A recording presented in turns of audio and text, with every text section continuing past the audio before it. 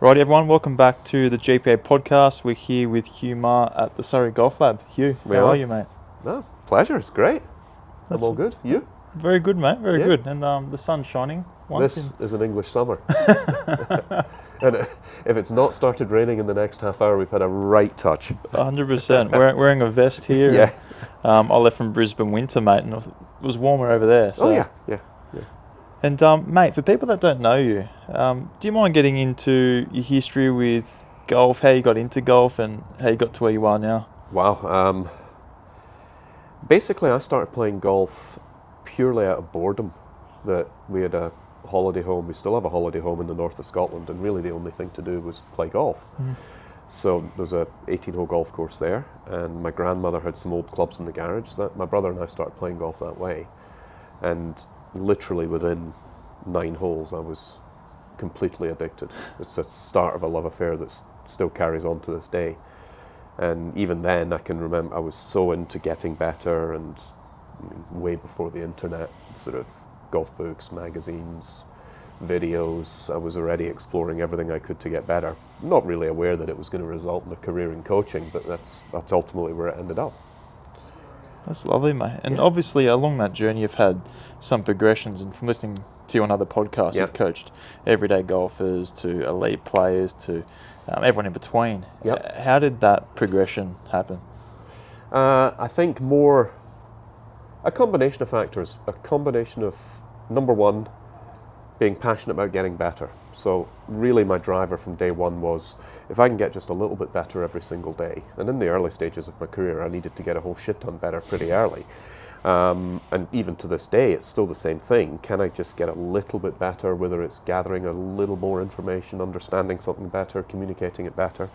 So that would be the first thing. And the second thing was that I didn't really have any aspirations. I didn't have a picture of coaching on tour, for example. I just wanted to get better. And as I got more and more competent and made players better, then that resulted in me being exposed to more good players. And literally my break on tour was just a case of being in the right place at the right time. Player asked me my opinion. He wasn't completely appalled by what I said. And I mean, a week later he was playing in the US Open.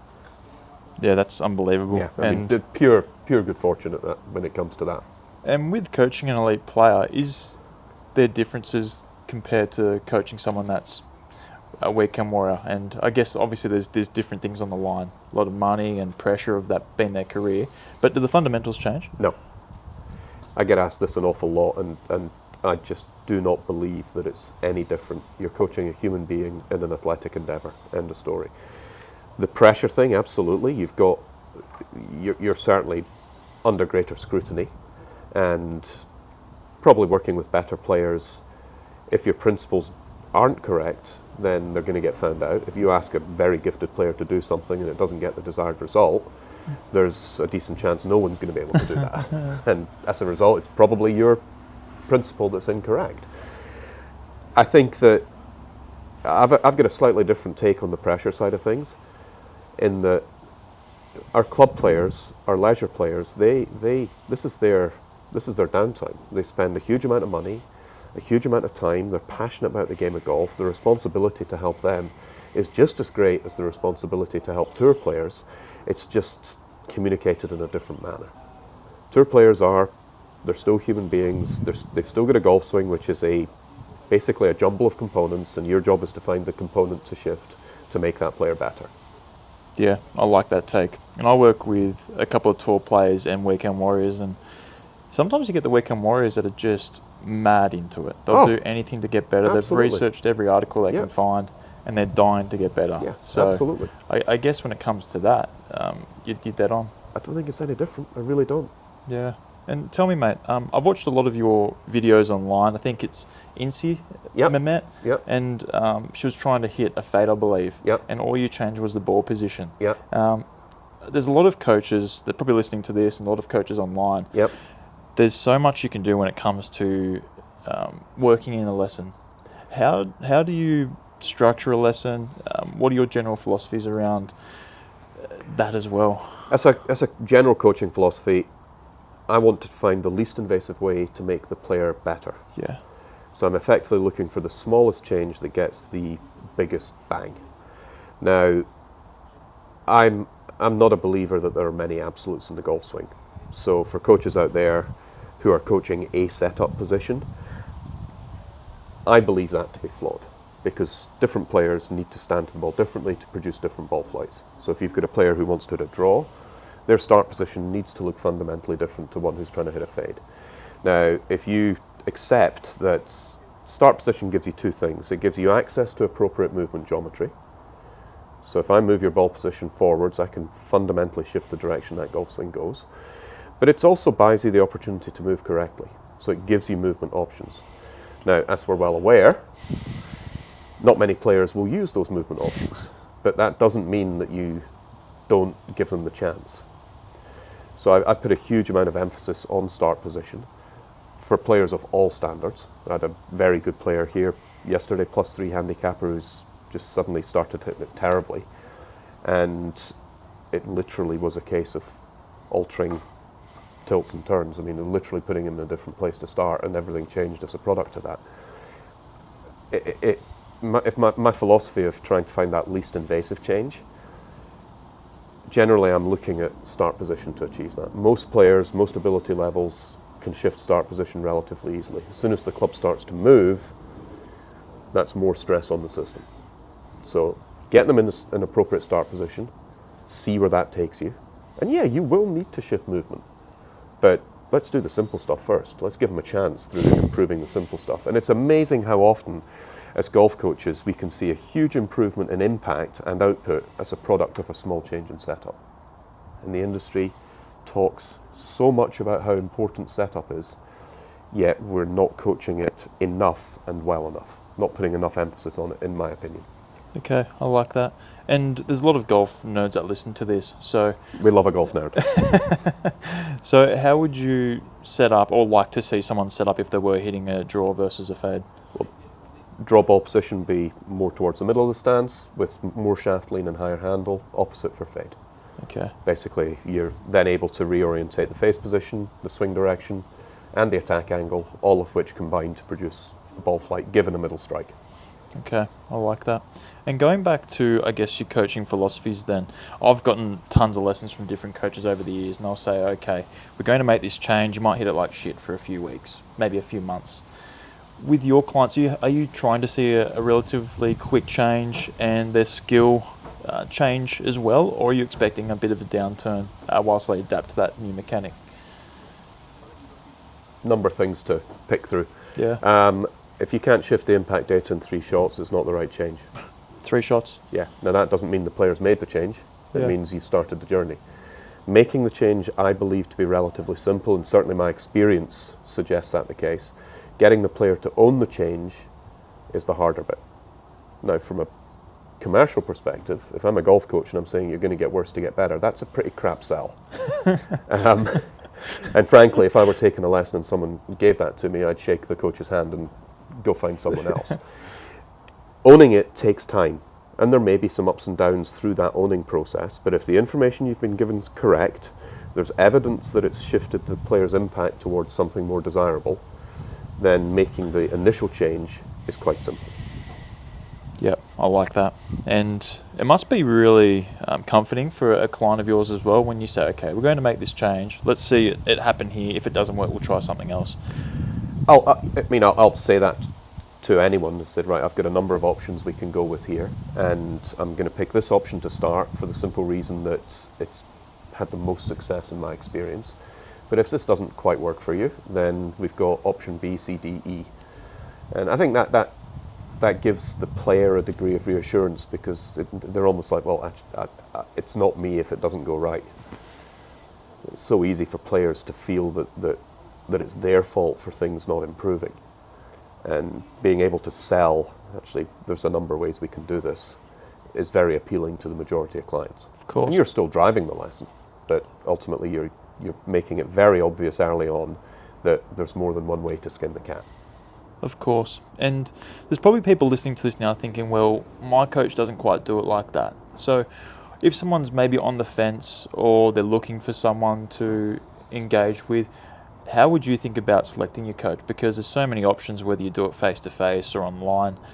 How do you go about that process? Wow, yeah. I think it's important to stress at the beginning of this that all coaches should do it differently.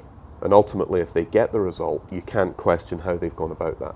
Now, that doesn't mean that I would necessarily coach the way you do and vice versa, but we will all achieve success differently. That's not a bad thing.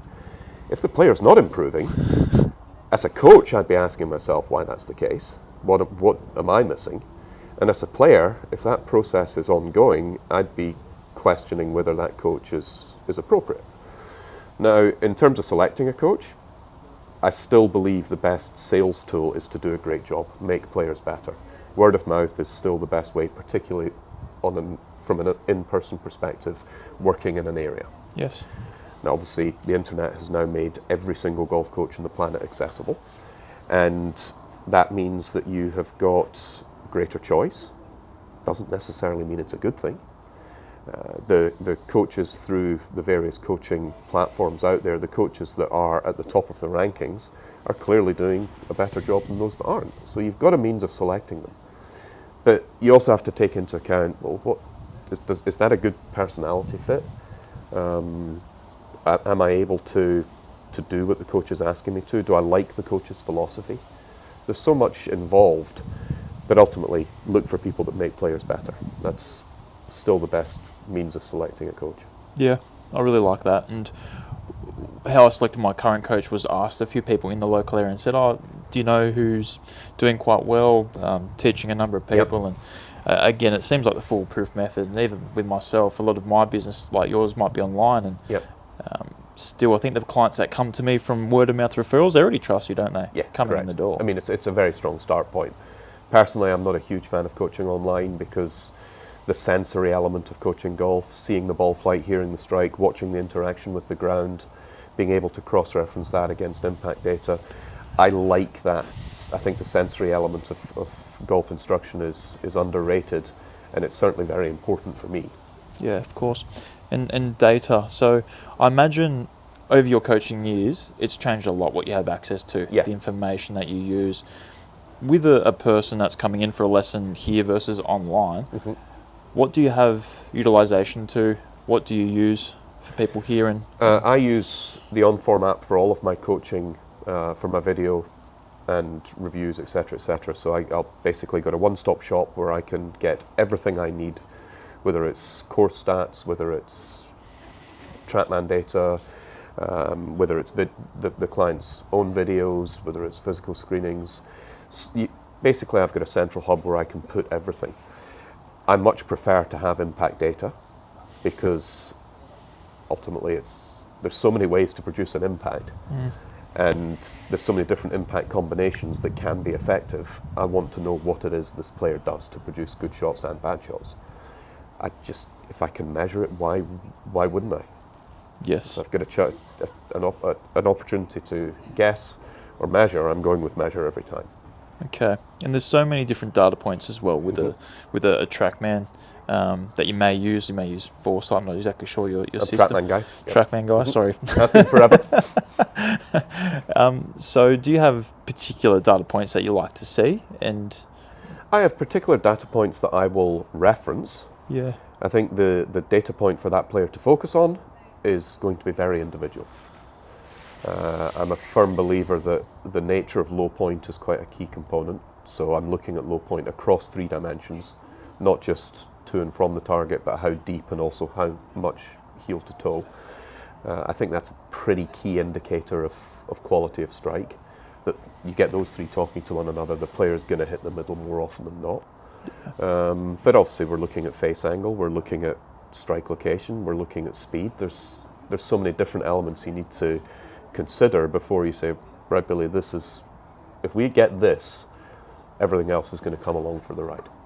And another thing I've heard you mention in Toby McGeeche's podcast, if you can make one change and get a lot of changes for free, that's super valuable. And I guess if you can see a lot of these data points shift in a direction that you want to see, happy as Larry. Oh, I mean, at the end of our job, our job is to impact, isn't it? If we don't make a player's impact better, we're not delivering on our obligation as a golf coach.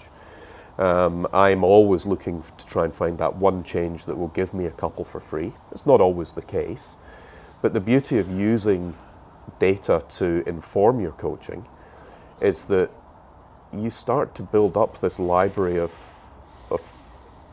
matching components. You say, well, if I shift the low point vertically here, I'm going to get this and this for free. You know that because it's happened before. Yeah.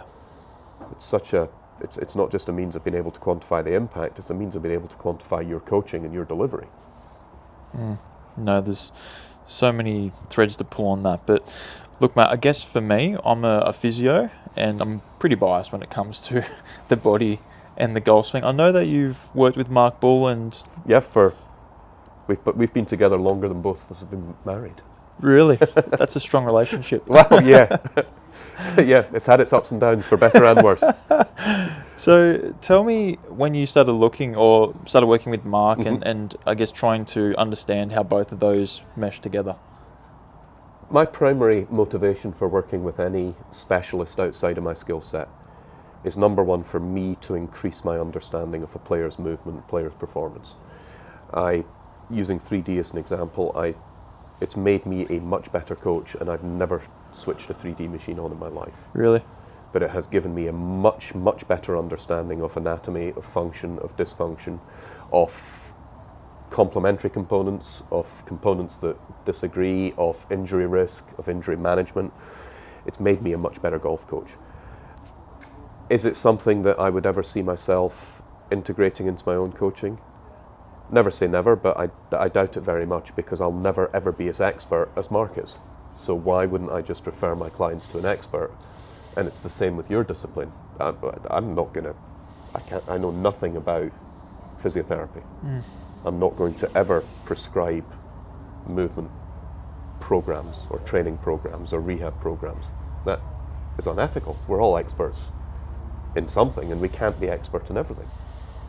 So I'll stick to my lane. I'll bring in you, I'll bring in Bully as and when required, because it is fundamental for players of all standards. But it's not something I think the golf coach should be delivering. Yeah, I like that. And I'm a big believer in being a specialist in your craft. And yeah. My background, I was a physio at a general clinic. I'd see a ballerina, a netballer, a rugby player, and a golfer. And they all require different services. 100%. Different treatments. I'm very lucky now to just be full-time in golf. But I see many coaches do club fitting lessons. They try and do the fitness side, which it's so hard to be a master at all of them. I think it's impossible. I mean, we're here. We've got a club. Very fortunate. We've got a great club fitter here, and I know when a player's clubs aren't appropriate. That's where it ends. If I know they're inappropriate, I'm straight away going to say to Kane, I want to get you two together. Let's see if we can get some improved performance just by changing the club. And you can see, we've got Kane over there working with one of the other coaches and a player that Sam works with on exactly that basis. We accept that we don't have any talent in that area, but we know people that do. And the value of that network is huge. It offers a service that is much more global, I guess, for the player. And being fortunate enough to be exposed to these experts in other fields helps you as a coach get better. Of course. And with your players that really want to get better, no matter their level, are you discussing, I think about performance as in technique, mental, physical, club fitting, diet. Do you have a sort of paradigm that you talk to clients about? Yes. This is where I'm going to upset you. I completely understand and buy into the value of being physically conditioned appropriate for your sport. Yeah. The challenge is that as golf coaches, we need to make players better. That's our job. And when you have a player who's presenting with some physical challenges, I still need to make them better. I can't say to them, well, you're struggling with movement in this dimension and that's stopping you doing this. So let's get better there, and then we'll worry about your golf game. I don't have that luxury. I still need to make them better. So yeah, talking about it's not a skepticism. I 100% buy into the need to be physically conditioned appropriate to golf, particularly at club level, where as we all get older and maybe don't look after ourselves, we develop these little aches and pains. The problem is that, as I said, I need to make players better now. And I've not seen enough evidence of players really committing to a physical program being able to fundamentally change their movement. So how we sell that to the student, I think, is very important. That there are too many who say, well, if you get physically fit, you're going to be able to do this. And the message is, well, okay, I'll get physically fit and I can do that, and then they can't. I'll get more speed. Well, there's way more to it than that. So it's all part and parcel of the bigger picture. Yes, the physicality is hugely important, as is the mental game, as is your equipment. I mean, we can go on and on and on. The challenge is that as golf coaches, we still have to make them hit better shots, regardless of what presents in front of you. And when you're looking at leisure players, they've got a limited time. Yeah. Tour players have a limited time. Correct. And the most important thing is that they hit better golf shots. Agreed. I mean, it's not necessarily what a lot of people want to hear. What can have the most instant effect on a player's impact? Probably a combination of their mechanics and their equipment. Yeah, I'd agree with that. And I occasionally get some clients that come in and say, here's how my swing looks. I want to look like Adam Scott. And they're overweight. They might have arthritis and they're limited with their joint movements. And well, holy cow, we all want to look like Adam Scott. Exactly. So I need to nip that in the butt pretty quick with what's expected. Yeah. And I mentioned to you earlier, my craft, I think fundamentally it's pretty easy. Make people just move better and generally, less pain, get them strong. And my biggest thing is avoiding injury. That's where a lot of people come to me for. I think that there's no downside to moving well, just for quality of life off the golf course. With my juniors, I spend all of my time trying to get them to move well. That's all that matters to me. I can build it. That helps me build an effective golf swing with young golfers. With older leisure players, club members, if they can enjoy their game more because they don't hurt when they wake up after playing, then great. But fundamentally, to hit better shots, equipment and mechanics are probably where I'm going to start. Love it. And I won't take too much of your time in this interview, Hugh, but I saw something on your Instagram pop up. It may have been in the last week. Oh, geez. Was I upsetting people? You've just upset me, mate. But no, I don't think it was. I did warn you. You did. But I think it was 5 tips to play better golf this weekend. Yeah. I think you mentioned putt where possible. Do you mind riffing off that, having a takeaway for people today? So, as club golfers, I think there's some fairly simple skills that don't require tour pro talent, don't require practice time, or much practice time, and will have an infinitely better result in your scoring. That was terrible English, I apologise. Number 1, hit driver everywhere, unless there is trouble in the way. Why? Because hitting it further up the fairway or into the rough makes it easier than hitting a 3-wood or a 5-wood into the rough. Yeah. If you're not a good driver of the ball with driver, then you hit your longest club that you are good with.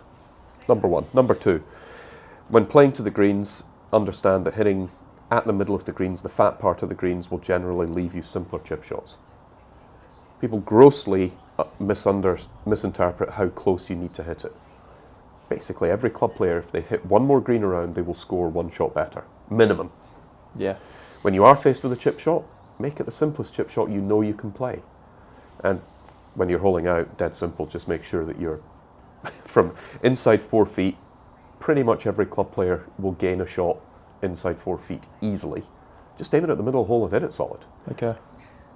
None of that requires time, practice, or tour pro talent. And that takes my mind to Rory, actually, at the US Open. He played for a bit of break on that hole, didn't he? Well, I've had this conversation with a lot of people. I think Rory, I mean, obviously I've not spoken to Rory about it, but it looked to me that the minute he got in control, he tried to protect the lead by hitting more cut shots, where we know he is the best on the planet at drawing a golf ball. Yeah. And I think those cut shots that he selected were more of the problem than the putts he missed. Now, obviously, he's missed 2 very short putts, but I'm not sure he'd have been faced with those putts if he'd hit it on the green on 15, for example. So I actually think his breakdown was more off the tee. Looked to me like he started to select fades and didn't execute them. it looked like he was basically trying to protect what he had. Okay. I'm probably horribly wrong because we can't see inside Rory's mind. Yeah. But yeah, I think there was more to it than just missing a couple of short putts. Yeah, that's an interesting take, and obviously he's struggled to get over that line. And on his day, he's the best golfer in the world, no doubt. We say that. Scott Scheffler's tee to green more than a shot around better than him. There you go. Around. There you go. So when Scotty and Rory step on the first tee, Rory's already 5 shots behind. Well, I'll just edit that part out then, mate. But Hugh, just before we wrap it up, obviously with your education, you've got a lot of information there. Is there any myths and misconceptions that you want to just touch on before? With regards to... You can take that however you like. Okay. For golf coaches, I think developing a better understanding is more important than adding more knowledge. We're in this really... I mean, it's an incredible part of the human race's evolution, but basically information's free now.